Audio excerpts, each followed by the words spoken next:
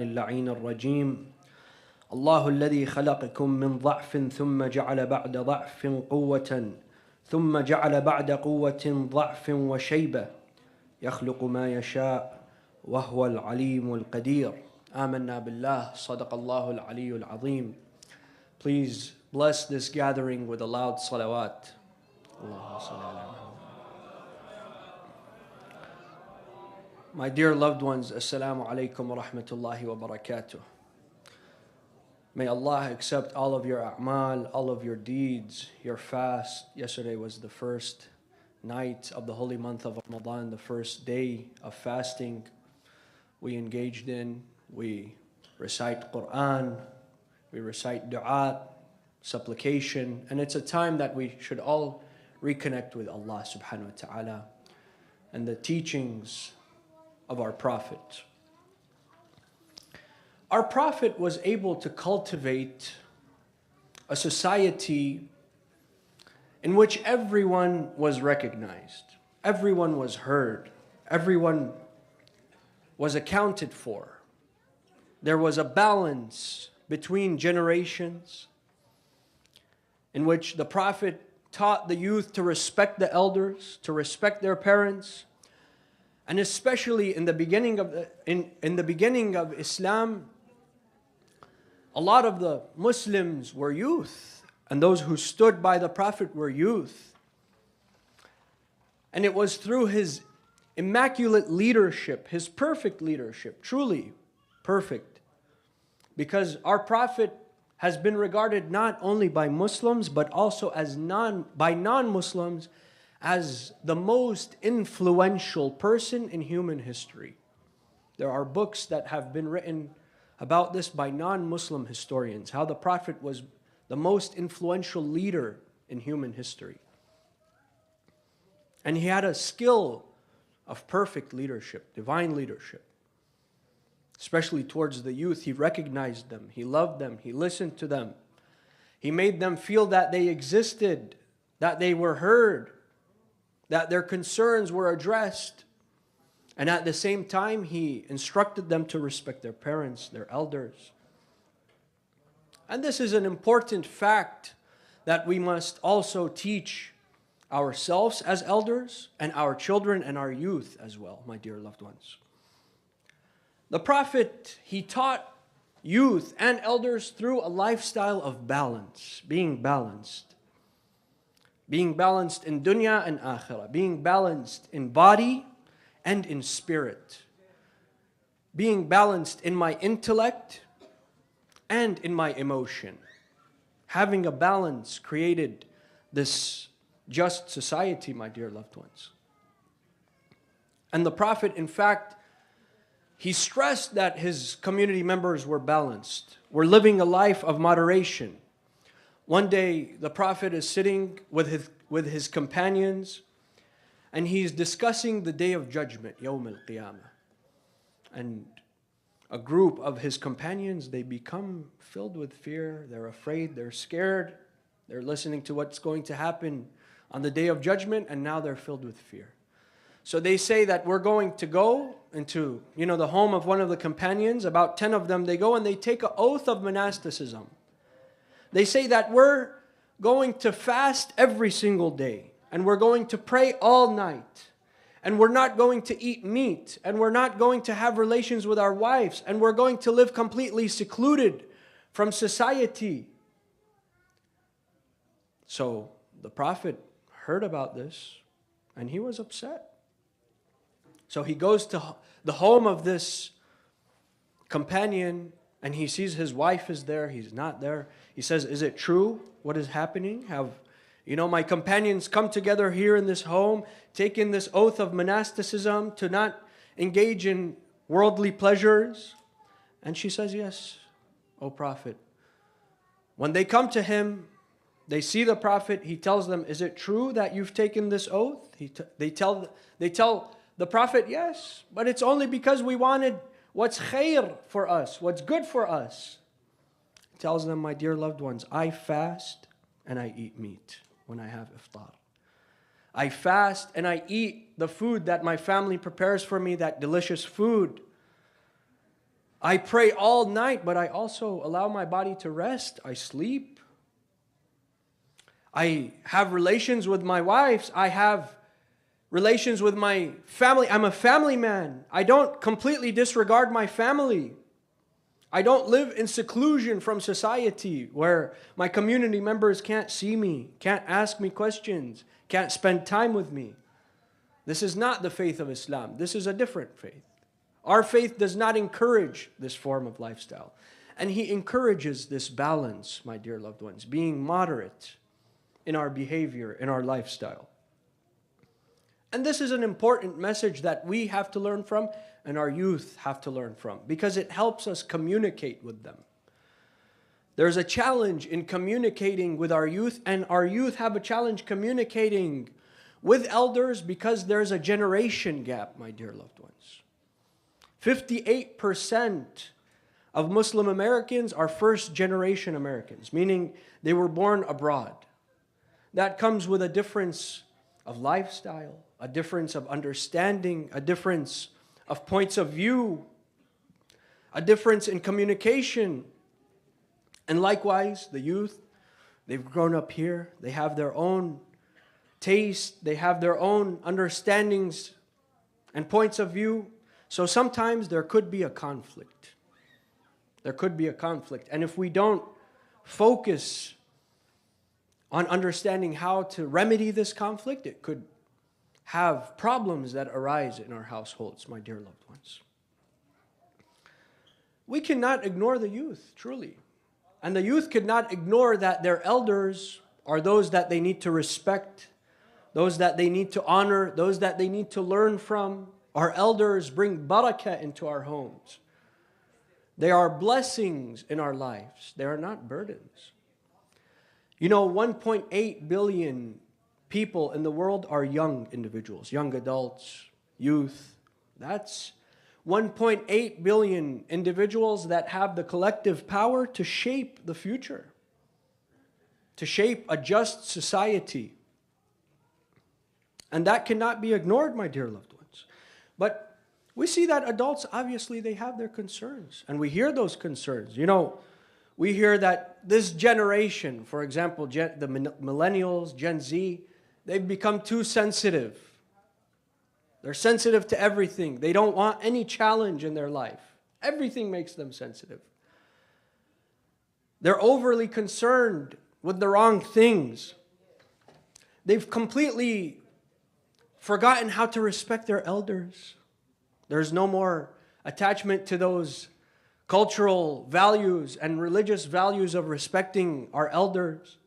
They waste too much time on social media. They don't have a clear-cut purpose, They don't plan ahead. They don't have a long-term plan in their life. This is a series of concerns that must be addressed. And we have to see what is the remedy for those. When we look to the first one, when it comes to sensitivity, there are two ways of looking at it. One is that, the youth today, they're overly concerned and sensitive about the wrong things. What do I mean by that? When you challenge them, put them into a situation that they have to leave their comfort zone, they don't want to do that. They feel overly sensitive. Maybe they say, this affects my mental health improperly, negatively. Gives me anxiety. Oh, I feel lonely. I feel depressed if I have, too much on my schedule. I feel anxiety. I feel stressed. This could be a concern. But our youth have to understand, my dear loved ones, that with challenge, there is an opportunity. You see, if we overly concern ourselves with the wrong things, if, for example, my parents come to me and tell me, why don't you go and look for a job? Go and get a job. And I begin to think, you know what?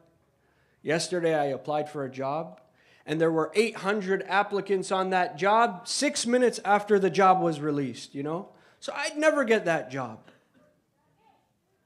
And they begin to question their abilities and their skills, and this They feel that competition is something that's terrible.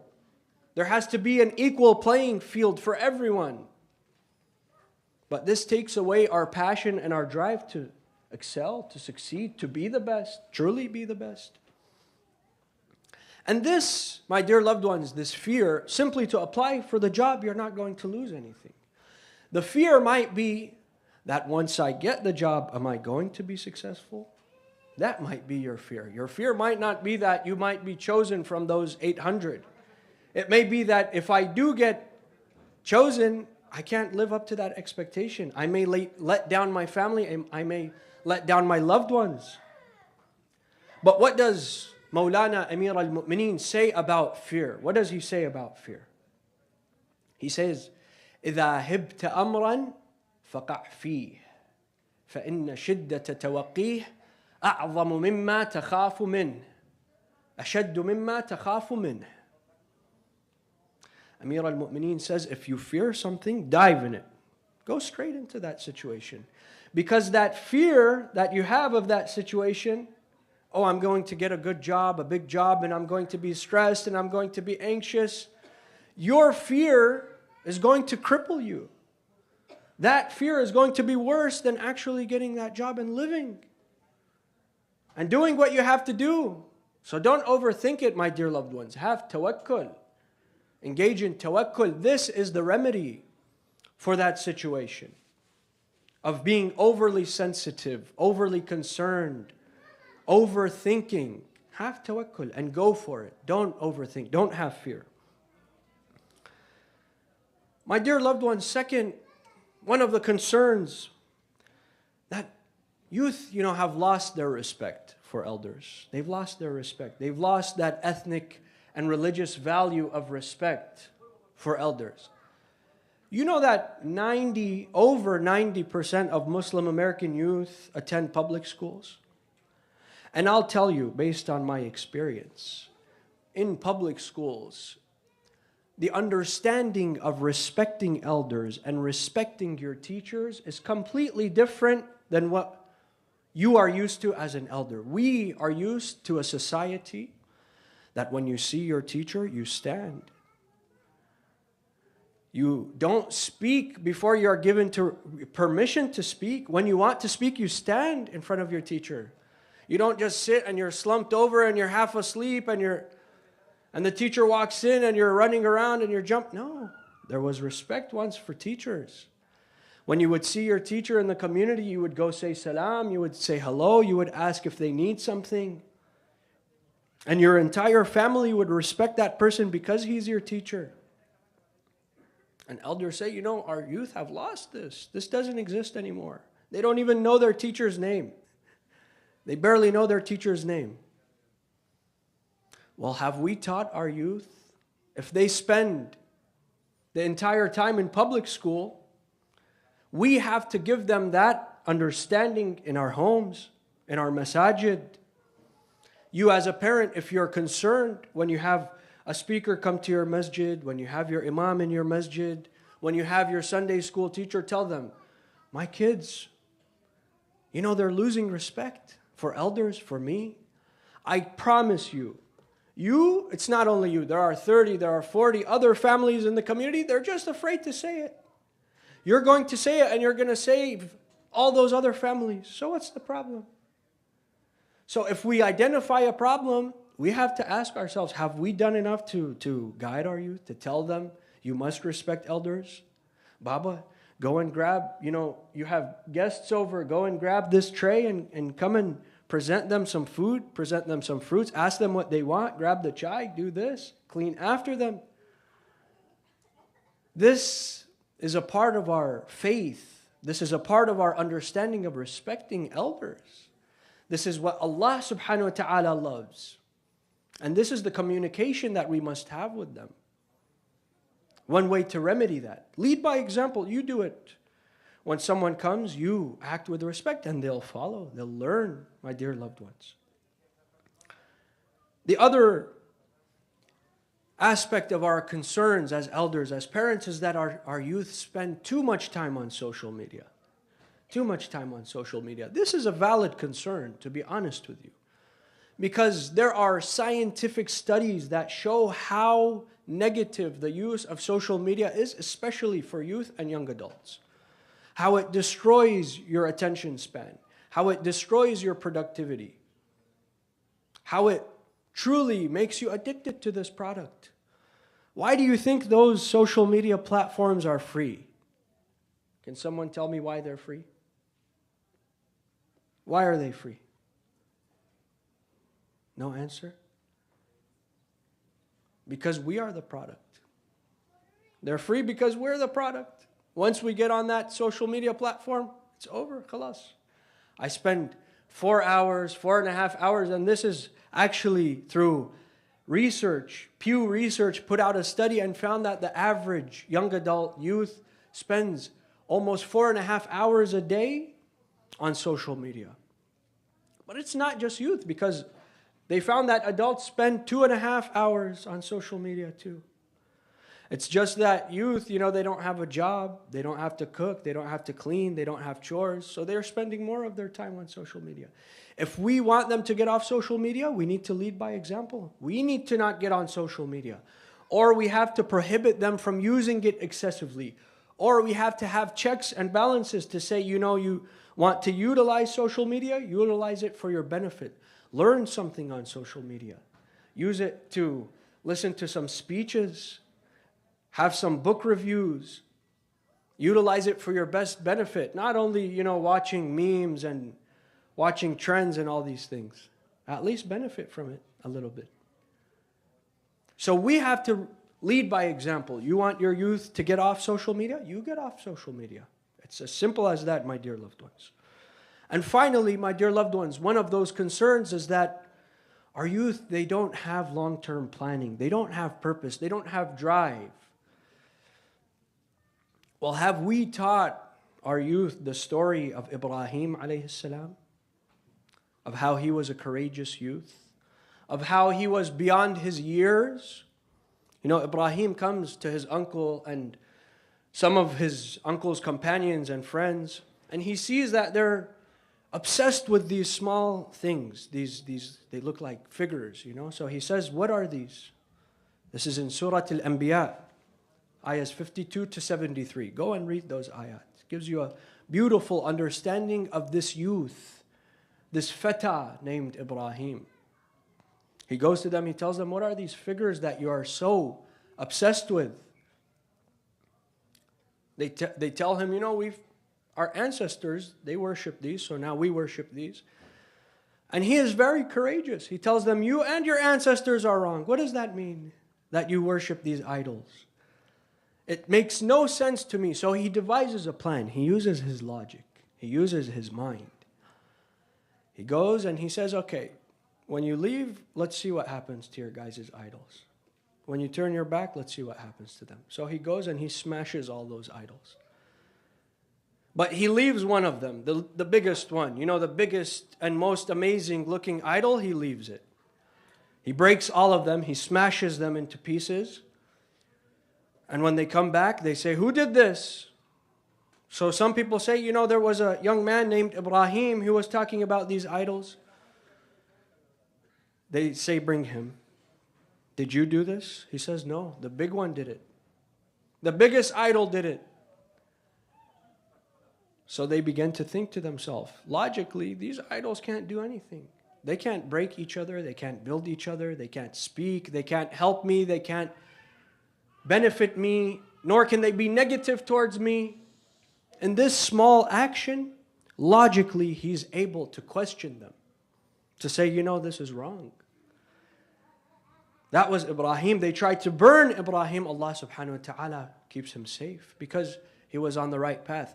If we teach this story to our youth, to our children, see what kind of passion they live their life with. See what kind of drive that they begin to have and focus that they have in their life, my dear loved ones.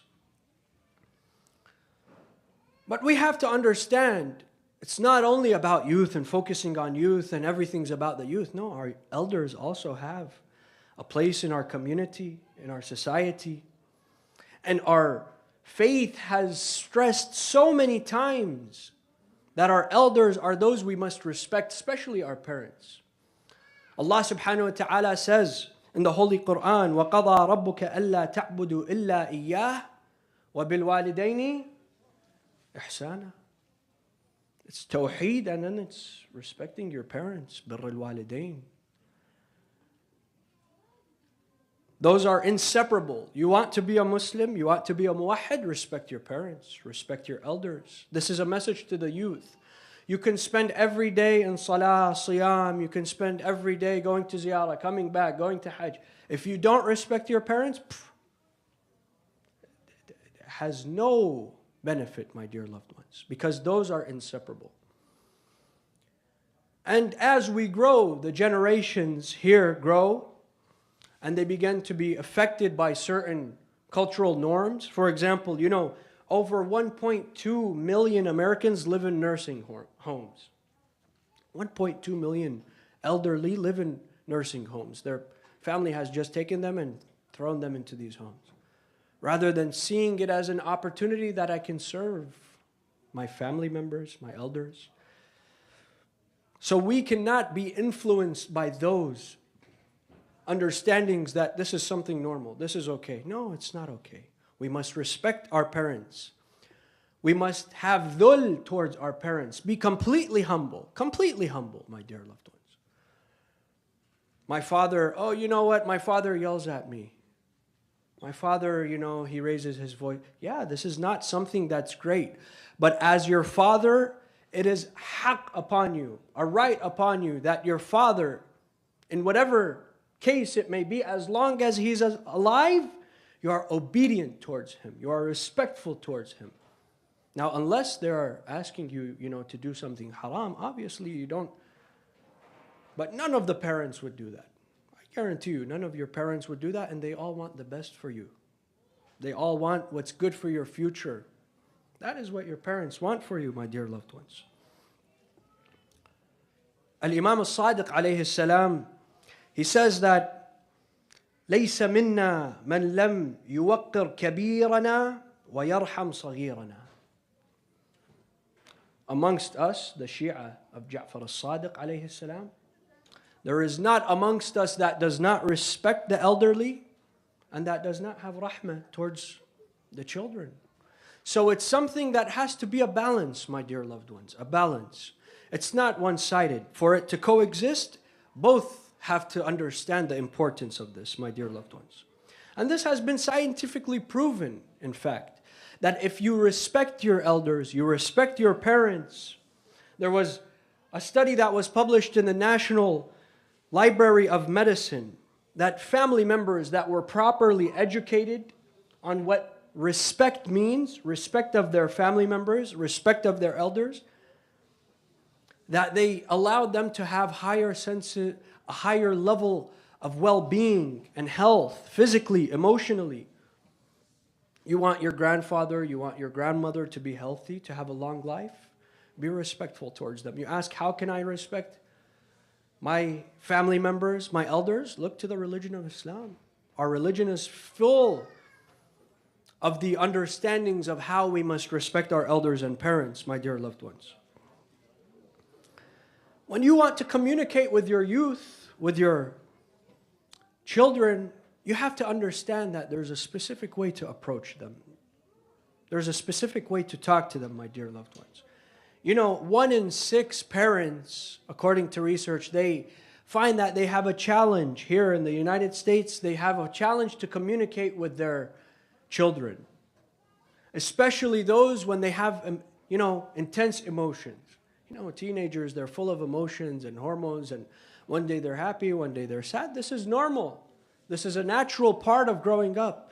And sometimes it's difficult for us to just communicate with our children because of those emotions. But we have to look to the words of the Ahlul Bayt alayhimus salam that say, "Man sarra akhahu sirran, man nasaha akhahu sirran faqad zana, wa man nasaha akhahu alanan faqad shah." If you want to give advice to your children, pull them aside. Don't do it publicly in front of everyone. Pull them aside, Habibi. my dear loved one, Baba, this is what you need to do, this is what you don't need to do. And wait when they're not emotional.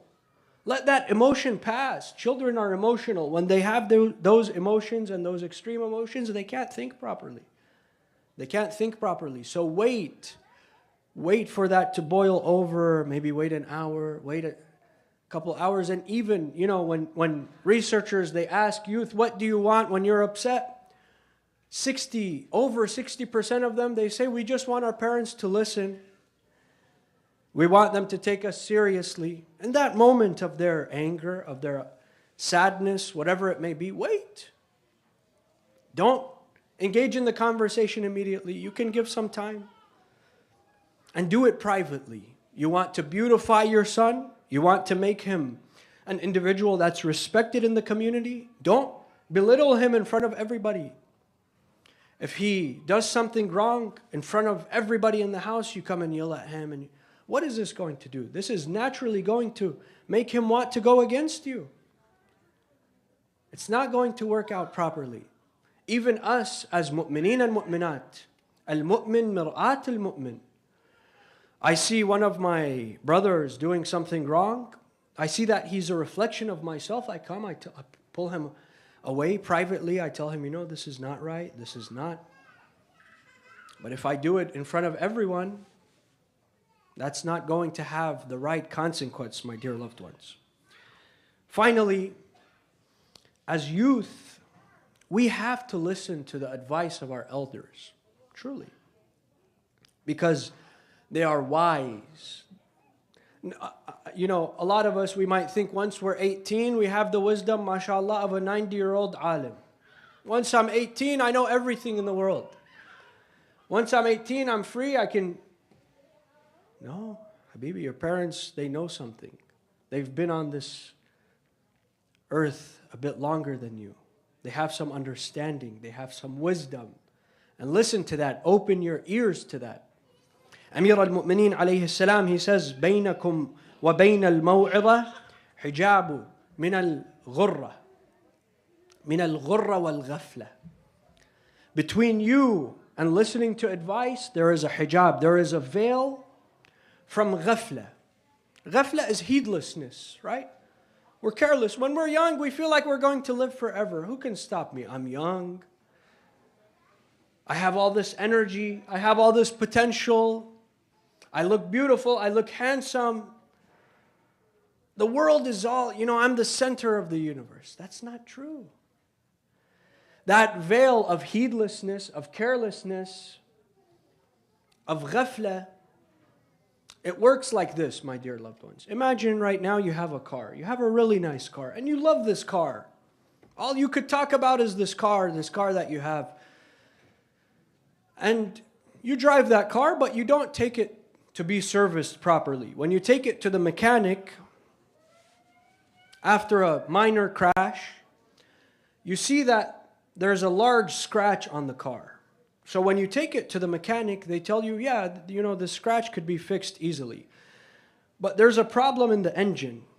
The engine has to be fixed. If the engine does not get fixed, this car can no longer operate. You say, who cares? Who cares about the engine? I just care how it looks outside. If it looks nice and shiny and clean, that's all I care about. And you tell him, just fix that scratch, and you drive. And one day, in the middle of the freeway, on the 66, rush hour, your car stops. That's what ghafla is. When we are given signs by Allah subhanahu wa ta'ala, by our parents, by our loved ones, until it's too late, until we're in a terrible situation. That is one veil between us and listening to sound advice, proper advice. Another is our arrogance. The fact that we feel that we are more intelligent than others, that we know more than others, that we may not have to listen to others because of my ego, my takabbur. If we eradicate those, my dear loved ones, we can properly listen to advice. And finally, we have to quickly think of why Allah subhanahu wa ta'ala has placed this natural phenomenon in the dunya. Why is it that Allah makes us young and then makes us youth? You know, we're babies, we're helpless. As a child, you begin your life, you have no power over yourself. If it's not for your parents' love and care and tenderness, you can't survive a couple days. You don't have the ability to go out and feed yourself. We start this way, then we begin to become youth, and we're strong. We have energy. We have an ability to learn rapidly. And then we begin to degrade. Once you get old, you get arthritis.